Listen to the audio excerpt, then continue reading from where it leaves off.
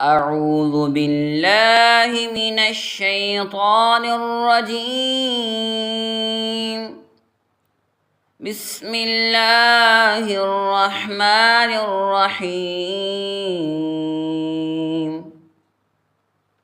يسألونك عن الشهر الحرام قتال فيه قل قتال فيه كبير وصد عن سبيل الله وكفر به والمسجد الحرام وإخراج أهله منه أكبر